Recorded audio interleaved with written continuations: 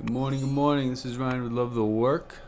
Welcome to Favorite Artist and Album. We're going to talk about our favorite bands, favorite albums, and how they influence us and continue to influence us. Hope everybody's good. Make sure you please follow us on Spotify. We have a lot of new music coming out in 2023. Want to make sure you guys are there to hear it and help us grow. So let's jump in. Let's see what we got here. I always pick Converge, and yet I haven't listened to them in forever. So last week I actually listened to them and remembered why I love that band so much. They're truly amazing. Look at this. First song, Save the Best for Last. Matthew Erickson. Matthew, he's in the band. Of course, he's one of my favorite artists. I think that's a good way to kick off the show, actually, is with that song. It's off of Grand Facade. Go check it out on Spotify.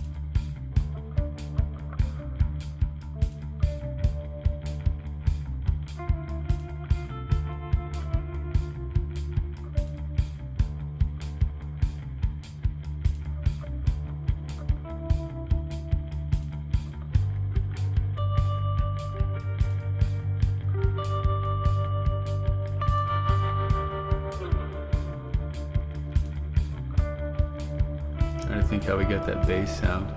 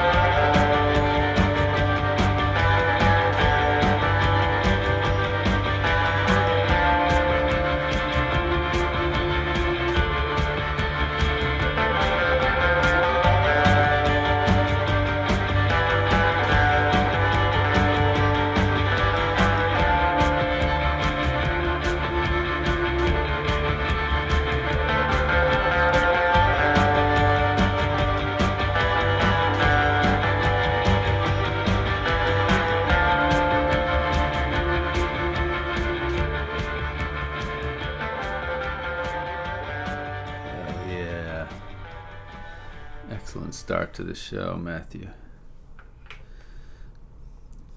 Know Your Onion! Exclamation point by the Shins. I was pumped because I looked and the Shins were on our Spotify playlist, Love the Work Radio. So I was like, oh, that's cool, because people who listen to Love the Work listen to the Shins, so that made me happy. It's probably me. But Shins are a band we discovered in like, 99, 2000. We were living in Matt's barn, and and he showed me not this record. It was maybe it was this record. I don't think it was this one. It was either this one or Wincing the Night Away. And it's just like, wow. It was such a unique sound, but it was so familiar because it was made up of these rock elements that we all knew, and yet it sounded very unique. Like nobody sounded like that. But he did it so well. I saw a video of him doing one of the songs solo.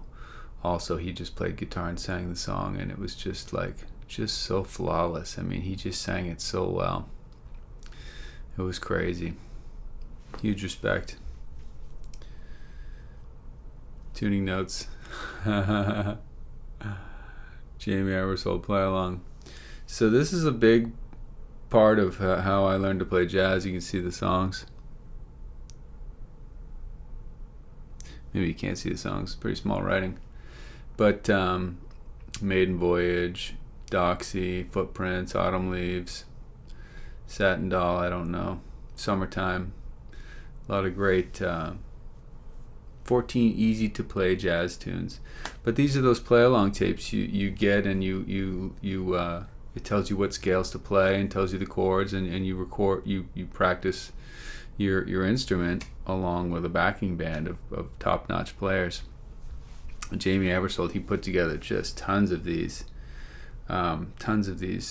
books and recordings, and I use them. Actually, on Saturday I do a broadcast, and I play jazz, and I play for an hour just with tapes like this, and just play like Thelonious Monk, John Coltrane, Charlie Parker tunes, Sonny Rollins tunes, and it's a blast, man. I used to kind of bag on him because it struck me as kind of dorky, but I mean, you can't deny having the ability to play with real session cats and being able to just solo and practice, because, you know, who the hell has access to top-notch jazz musicians? If you want to learn how to play jazz, you know, you got to literally just play along with a record.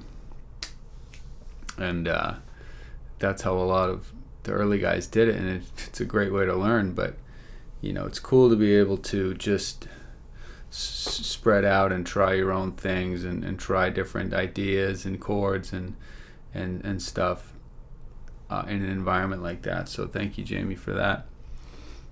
Up next here, it looks like Brad Holyoke. Thankfully, I've got a ton of our music on my phone, so that's a lot of what we look at.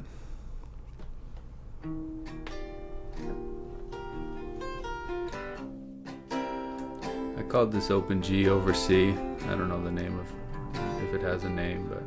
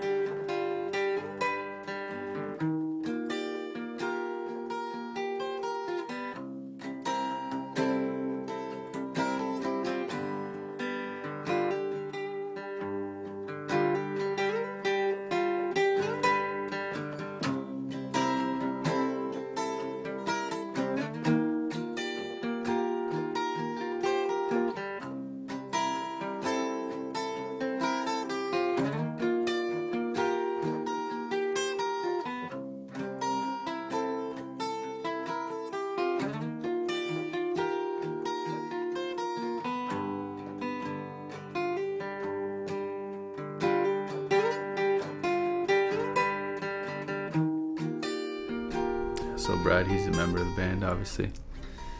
One of my favorite musicians. That's a fact, though. Yes, Sadness Comes Home, Converge. I keep picking these guys on the show, and I must have 3 or 4 albums on my phone, and every time I pick them, I'm like, shit, I don't listen to them.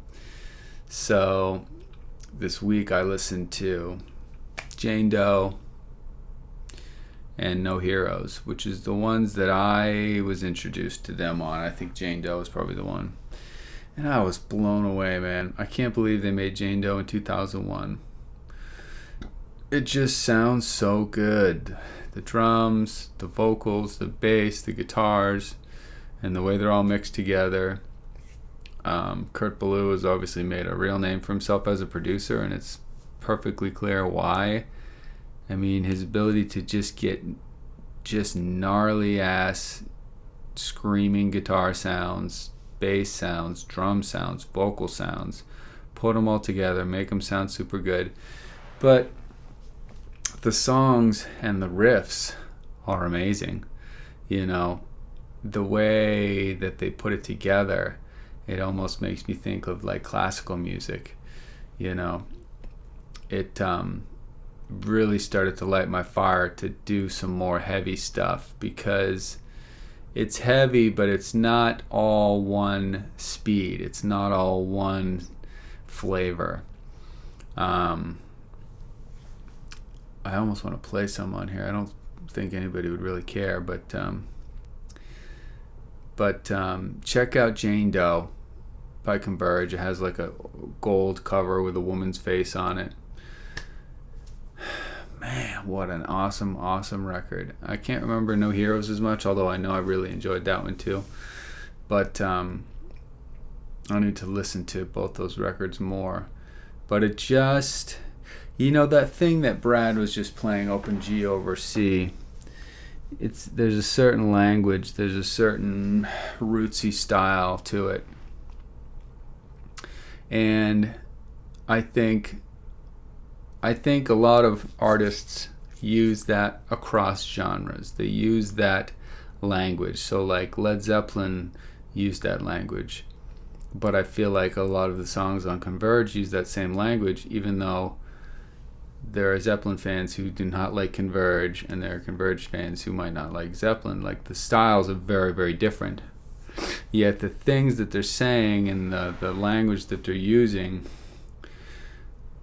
is somehow very similar, and I struggle to put it into words. Thankfully I have time, but it's a language that Brad and I like to write in and speak. And so with that said, I've got a heavy song coming out in June, and it's something I've always worked in the heavy genre, but I'm excited to explore the heavy genre in a wider scope than maybe what you might call typical metal, you know, like anything that's like thrash or hardcore, things that can involve slower tempos and bigger, more open type things. Meshuggah's a great example. They'll do these big, slow, epic type of songs and riffs sometimes that it's clearly metal, but it's not fast paced, it's not mosh pit, you know, music, but something that's really fun to explore. I mean, when I think of metal, I think of fifth chords and maybe some diminished fifth chords, flat five chords. I think of harmony that's typically pretty limited, a couple notes at a time.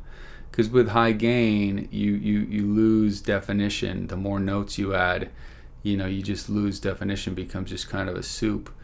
But you can do it, you know, it can be done, and listening to Converge reminds me that it can be done, that you can include some big open chords and some interesting things. Brad uses a lot of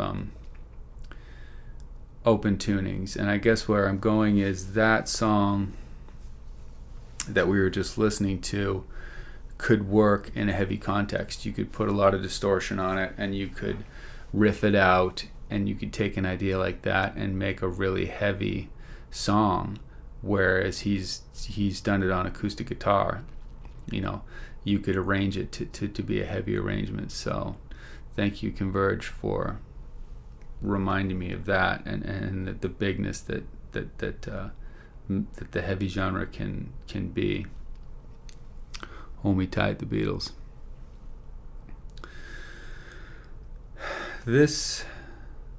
Not this record. Their first record, Please Please Me. There was a time when I was listening to that every day on the way into work and on the way home, and I would sing along with it. And God, man, they sang high in those days. And some days I would go for it, but usually I would go down an octave.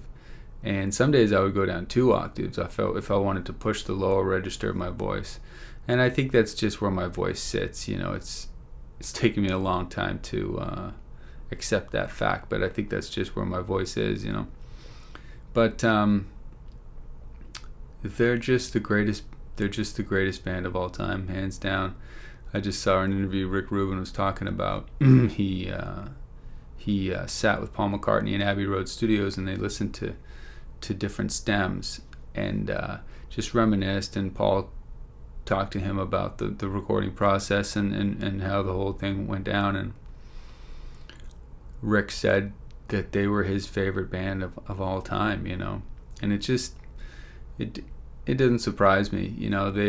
They brought something that was new, and they were something that was new, and they completely changed music for people, for humans as a race. They changed what music is, and they changed the way that we share music with one another and create music as a race, as a human species, and that's something that can't be overstated. So thank you for the Beatles. I mean, it's the reason I get up in the morning is to make music. It's the object of my life. So definitely check out the Beatles. Mozart, hell yeah. This comes up a lot because I have this one CD and it has like 1,000 songs on it. Voxbox, over 12 hours of music. Mozart complete symphonies. Fuck, that's so sick. This is great shit. I can play you some Mozart, actually. I'm sure there's no statute of limitations on this, but show you one I listened to the other day.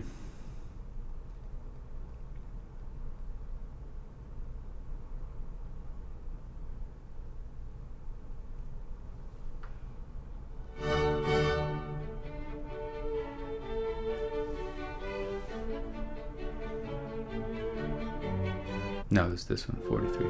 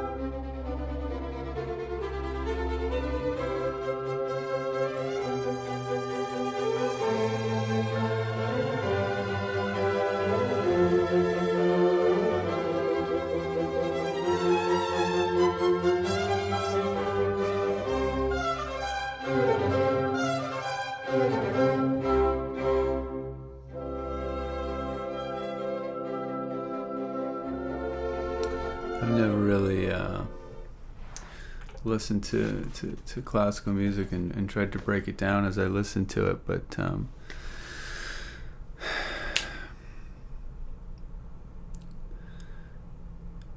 because I don't have the brain for it. But man,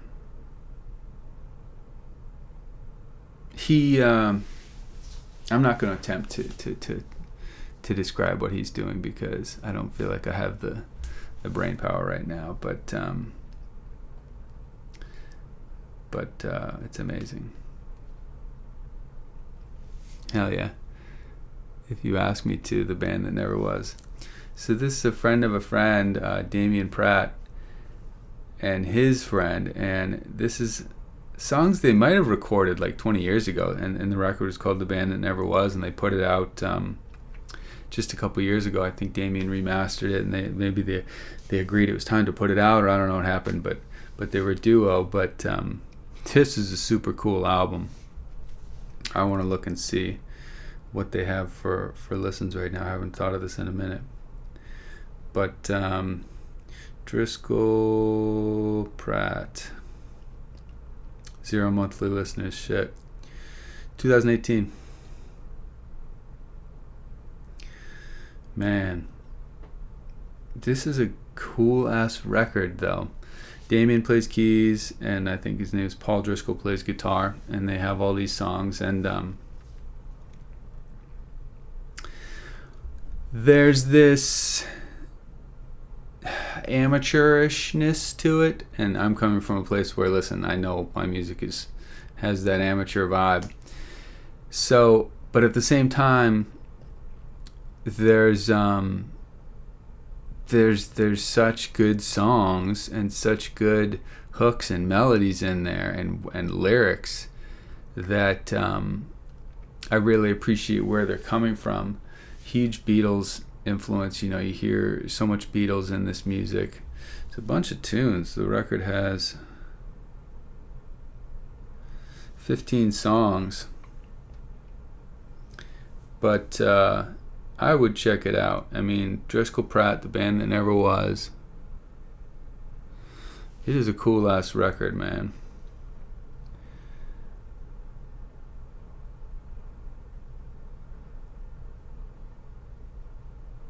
Trying to see. Yeah, it's a cool ass record. Props to these guys. And I think I have the same birthday as Paul Driscoll, actually.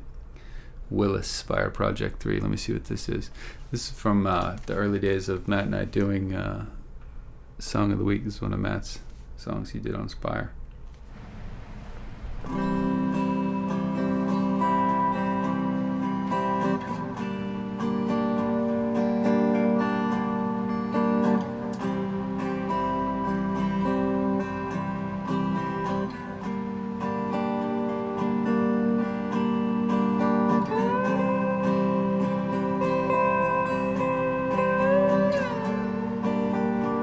Slide guitar.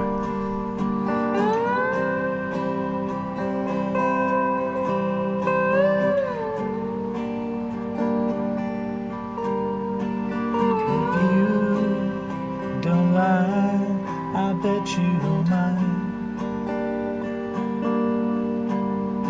Dig a drive Saturday and get you right.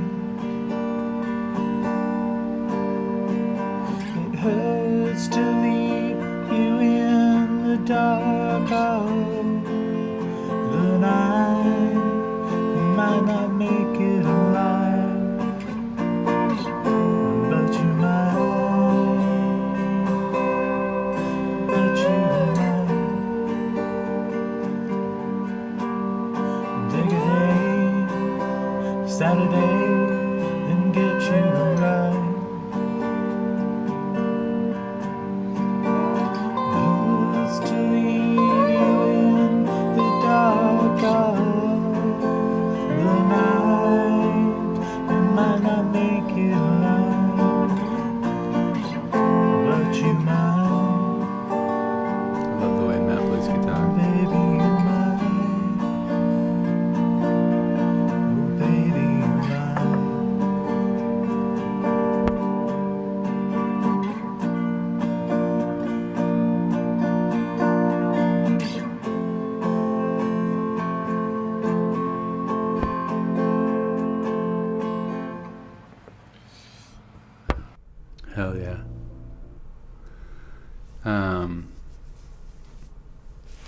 love the way Matt plays guitar. Just he uses a lot of those 6-note, full power chord. Jing, jing, jing.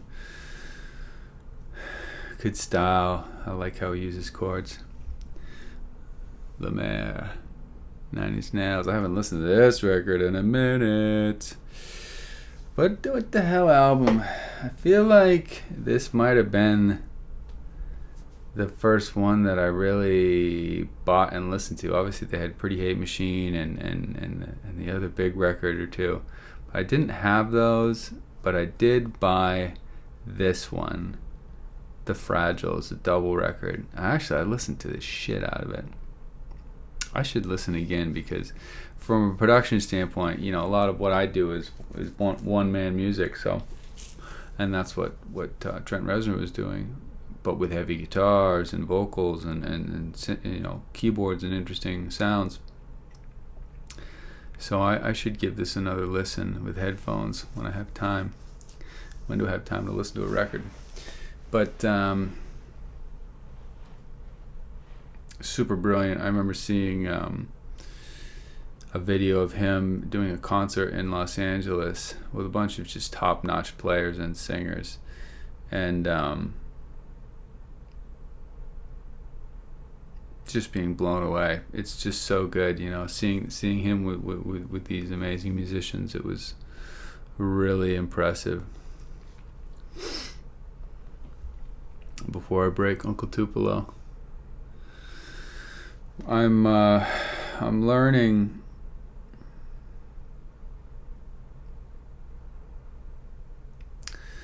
how to market the band, and part of that is like figuring out what genre we are and where we fit in the music scene.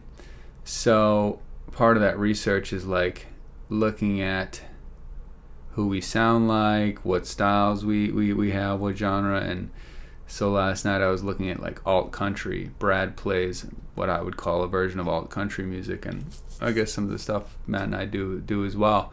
But Uncle Tupelo was like the top of this alt country list, and song number 1. And it's a band that Brad was way into, maybe he still is, but kind of got me into a little bit. And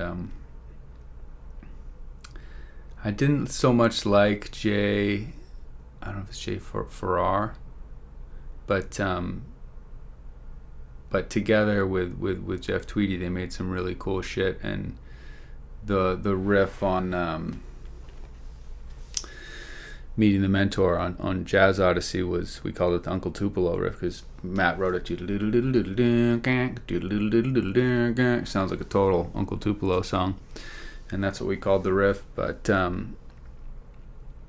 good ass band. I don't much listen to them, but definitely an influence and part of the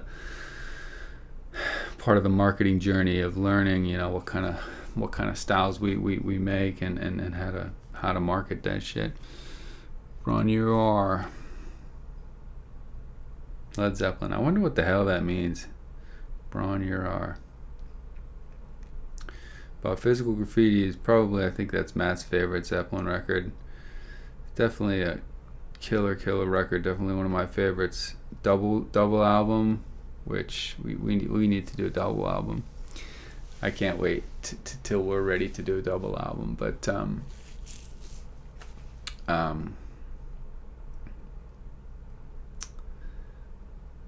man, what can I say about Led Zeppelin? They're just the greatest. We Never Change, Coldplay, hell yeah. I remember when Yellow came out, it was like a moment in music. It was like Coldplay, Radiohead, and Travis, and they had these, emotive singers, really bare songwriting, really sad, and for me that was exactly what I needed, and I was way into those bands. And but especially this record, Parachutes, man, for honestly one of the greatest records ever made. Coldplay, Parachutes. Every song is awesome. The band sounds so good.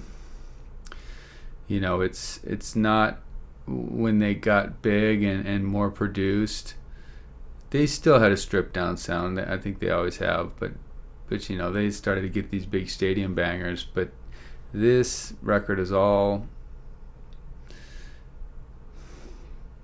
rock songs. I mean, simple songs. I don't think there's hardly any overdubs on the whole thing. It's Chris with piano or guitar, and then lead guitar, drums, and bass. And every song is super basic, and it's just a killer record. Emotionally, I don't feel like listening to this record these days because that's not the headspace I'm in. But super cool ass record. Perfect for the brokenhearted. Piano song Willis. Hell yeah! Now we're talking. I think I remember this one, but I think I'm remembering wrong.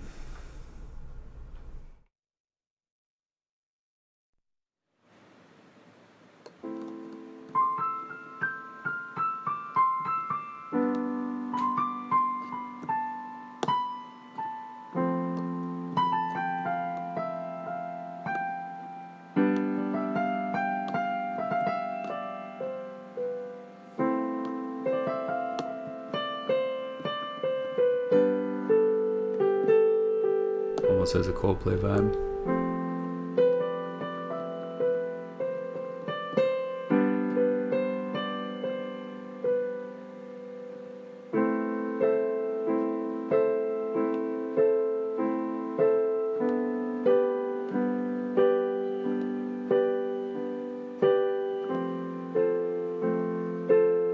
Beautiful.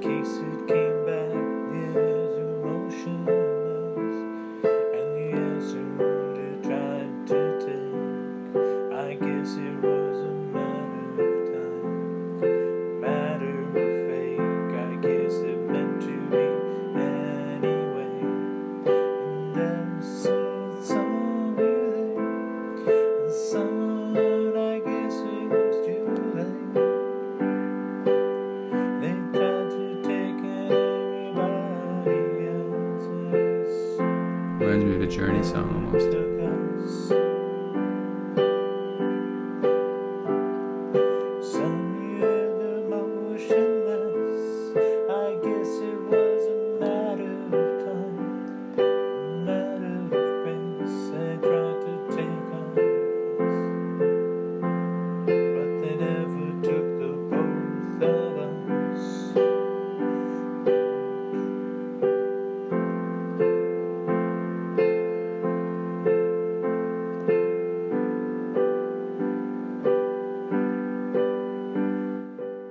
Matt just has this ability to paint these songs with chords and words and move from one thing to the next.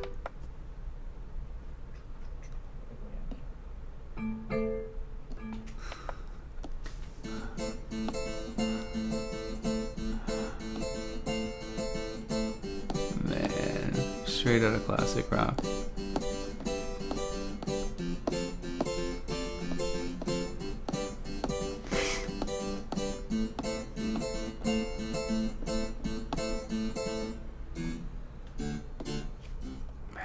Crazy. The night before. Help. Checking out Paul's jacket.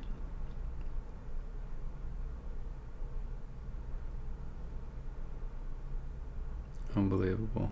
Fucking Beatles. Great song. Ooh. Part 2. What's ooh? Oh.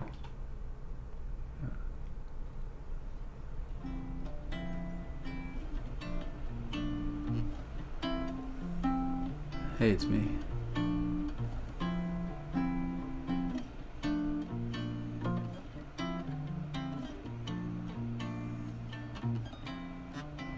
something embarrassing.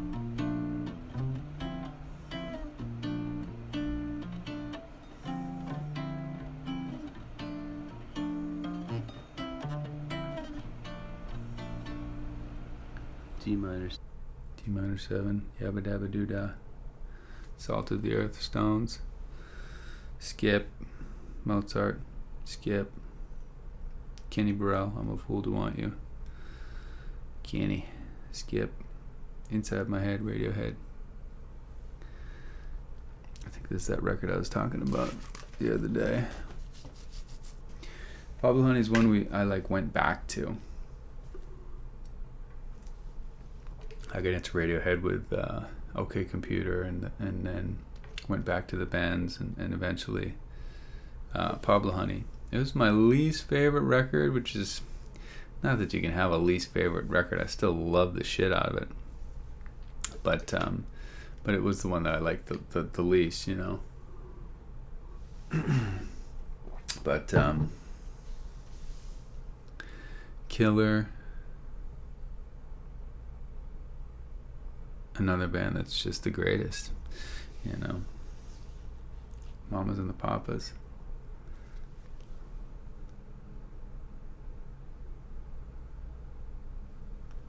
Got a Feeling.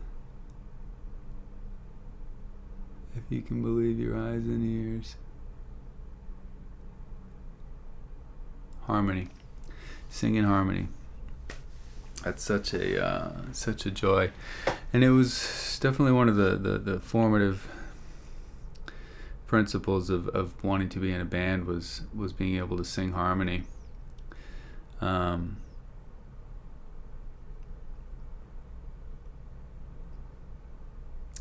With the guys, and still something I love to do and hope to do more. Spacetime, Gojira. Terra Incognita. I didn't listen to this record a lot, but they are a killer metal band.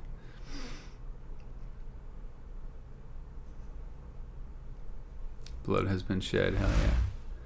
My friend Dan Welby showed me this. I remember walking into his place, and it was like the intro to this one song, Beginner's Luck, or something like that, and it had this little ding ding da ding ding ding ding da ding ding, this little pattern with these little bells, ding ding, and then they transitioned into a heavy riff, which is the same riff, but you know, the same rhythm, but just that juxtaposition of the high little dingy sounds with this heavy ass crushing riff. It was awesome. I was just like, oh, I'm a fan.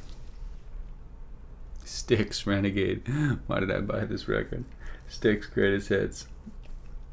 Must have had a moment where one of those songs was like impressing me.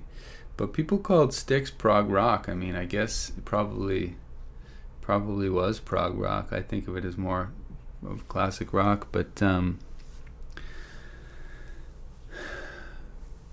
super cool band. I couldn't name a bunch of tunes, but I grew up listening to them for sure. I mean, on classic rock radio, they played a ton of Styx, and I got huge respect for that band. Nine Inch Nails again, The Great Below. I might check this record out. I might not. It was a lot of fun. So it's hard to listen to a double album. You gotta really commit. You know, you gotta want it.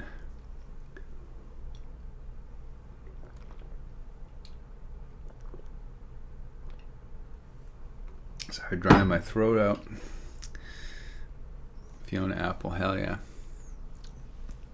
Criminal came out, 95, 97, whatever, and I was like, man, she's so sexy, she's so hot. And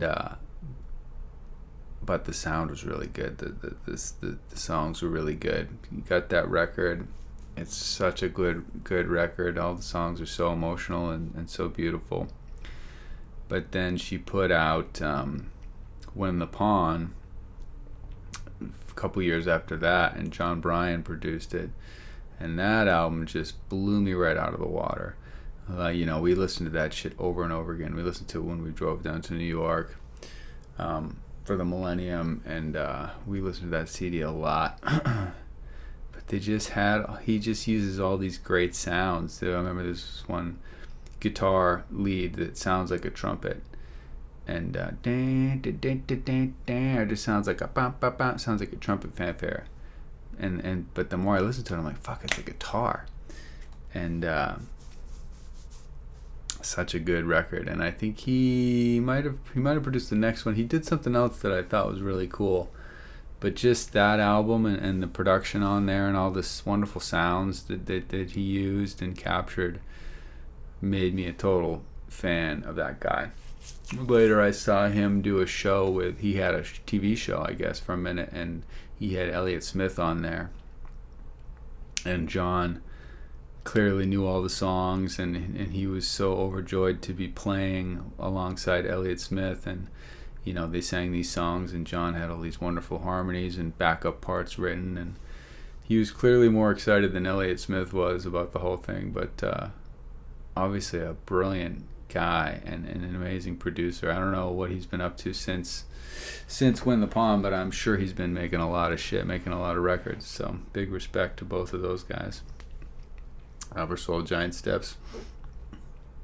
This is where the Eversoul tapes come in handy as a song like Giant Steps, where it's like, it's such an ass kicker. It's such a complex, difficult song to play.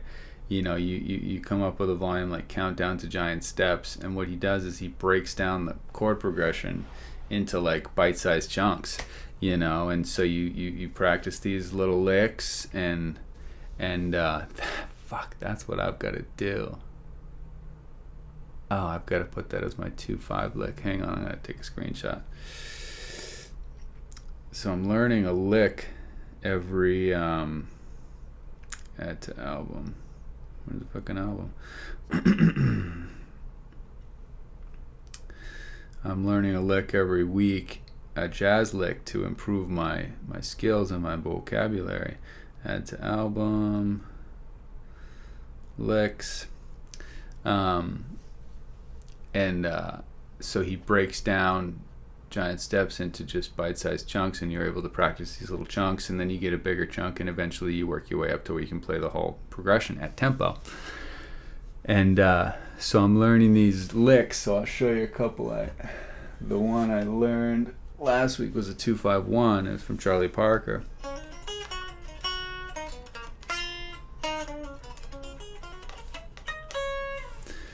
So that's a 2-5, and then the 2-5-1 I'm learning this week is.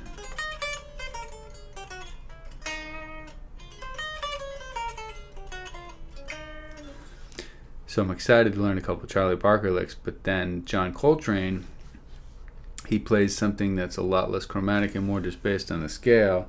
So it's like.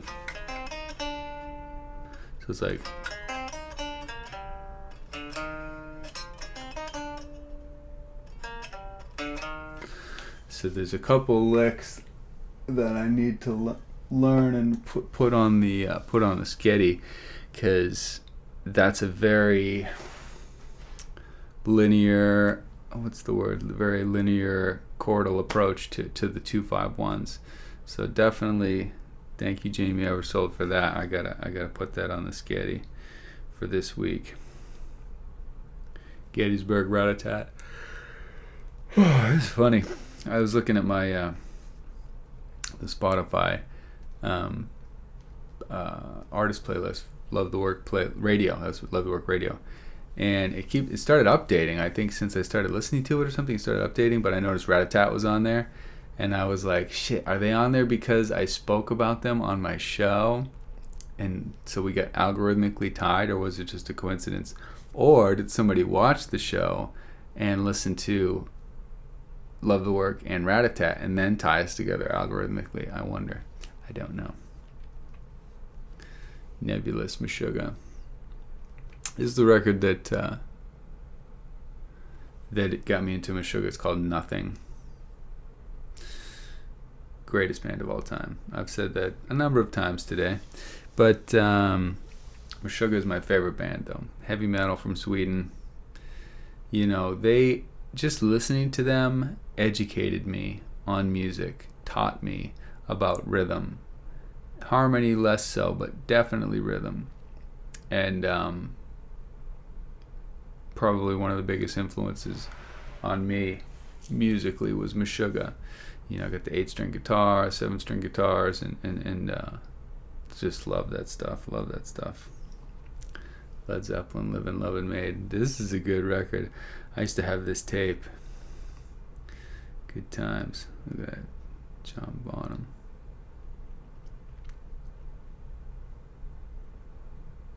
So good. That's a good record. Led Zeppelin too.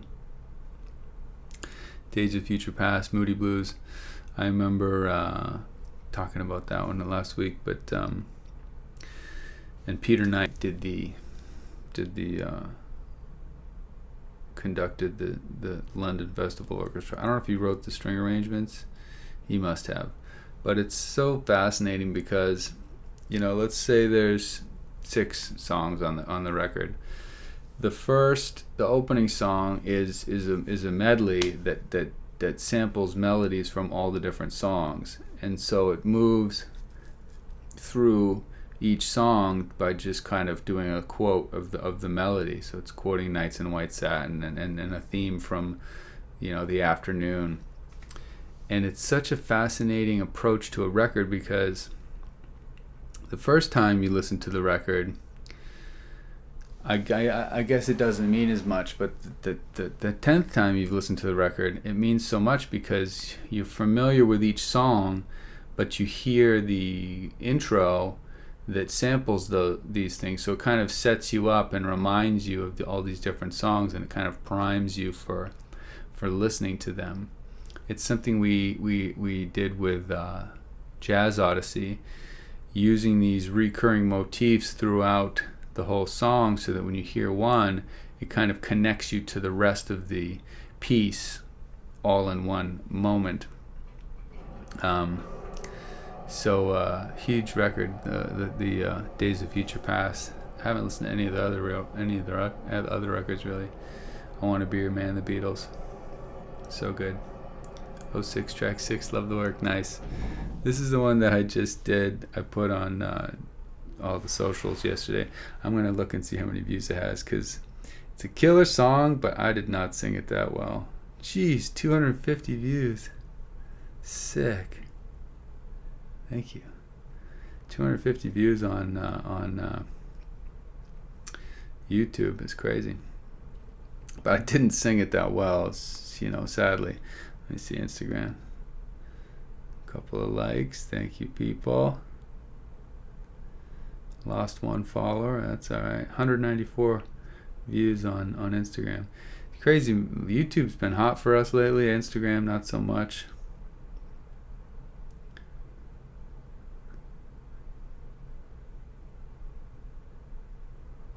$15 views on TikTok, not so hot.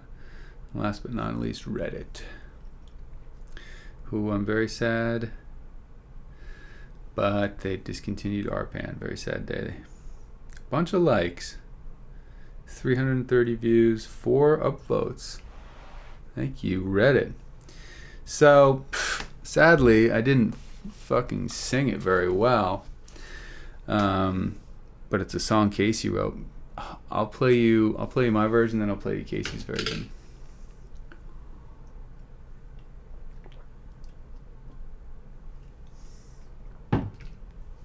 But this is a version I did that I like a lot, that had some very cool phone harmonies.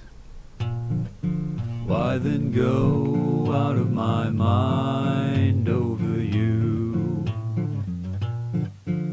Your witchcraft and your strange brew have thrilled me and filled my heart the whole night through. Still I'm waiting till I'm with you. Why then go out of my head over you? The September of my years is through. Night and day, day and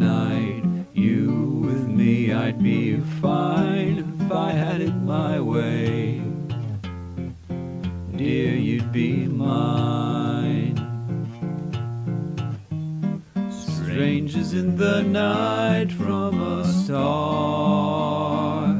There's no reason why being so shy should keep us apart. Do do do do.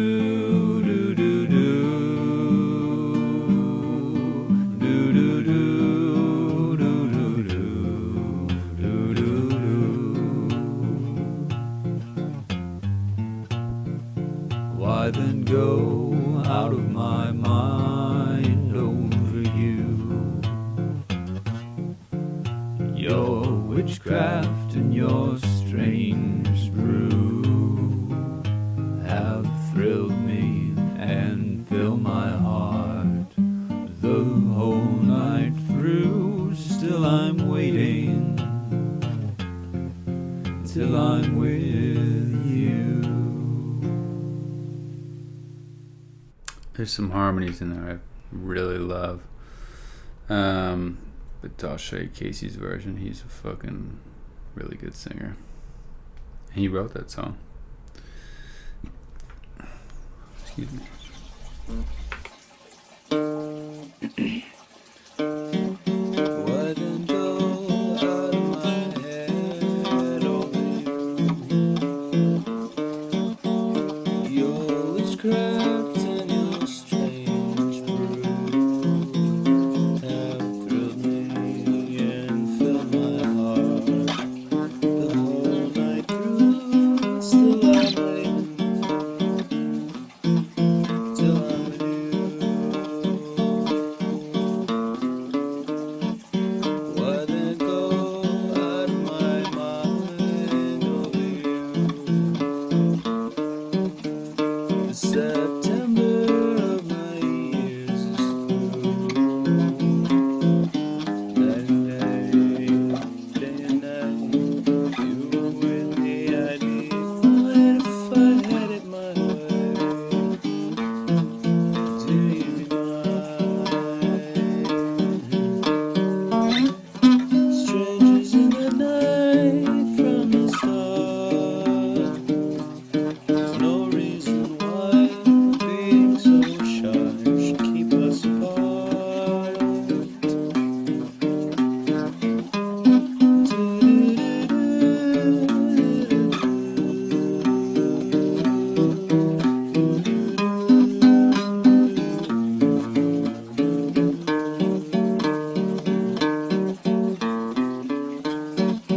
Why then go out of my head over you?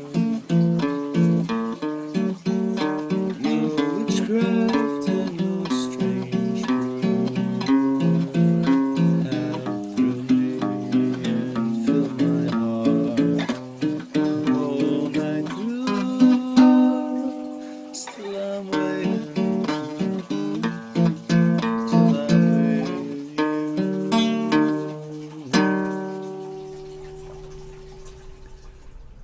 How can I compete with that? So good.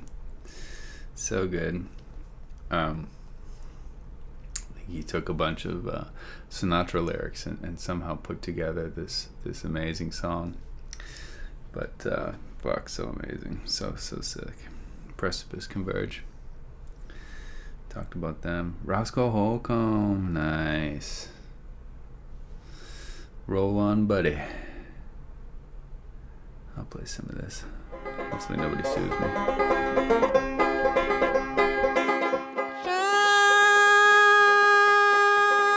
Roll on, buddy. Don't you roll so slow. How can I roll when my wheels don't go?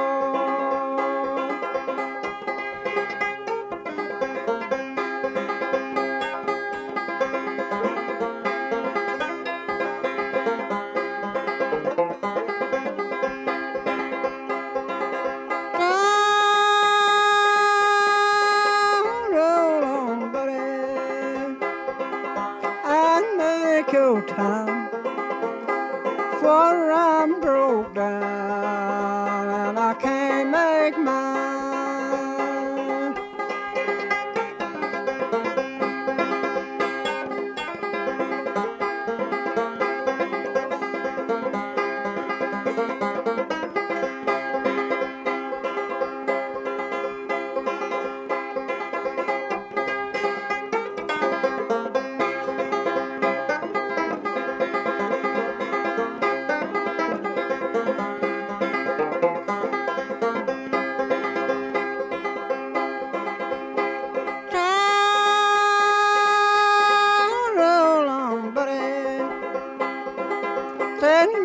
take your time. 7 wheels broke down and I can't make mine.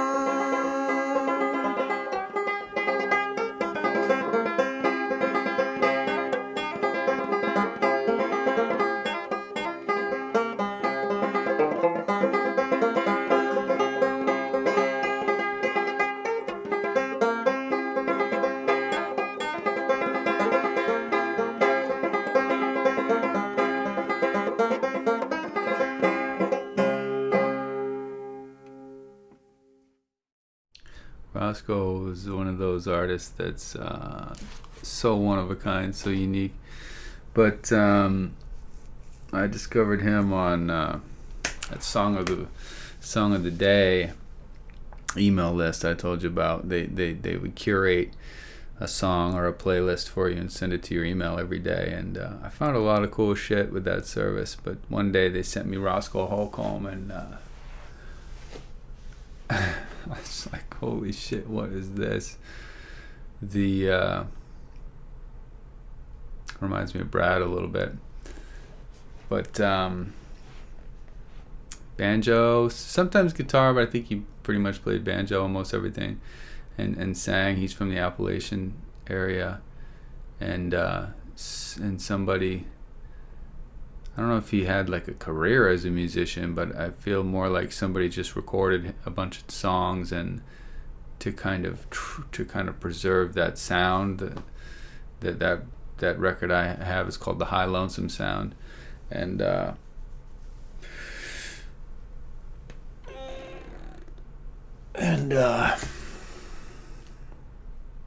a bunch of tunes on there, bunch of traditional tunes you might recognize.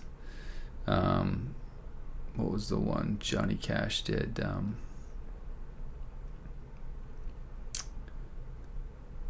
Trouble in Mind. He did a really good version of Trouble in Mind. And super great, unique artist. Wilt, Blind Melon. This record, Soup, was the record that came out after they had their hit with No Rain. But this record is really good. The one with No Rain is really good. It might be self-titled, but this one, Soup, was really good.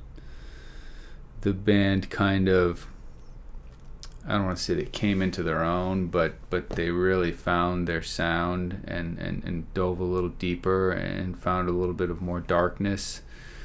And this record is really, really good. But it's about all the time we have. Thank you for joining me. I've been Ryan with Love the Work. This is the Favorite Artist and Album. Please give us a follow on Spotify. The link will be below. We're putting out a lot of new music in 2023. Me and Matt and Brad, maybe even Casey, maybe even Billy. Don't want to make any promises, but definitely the three of us.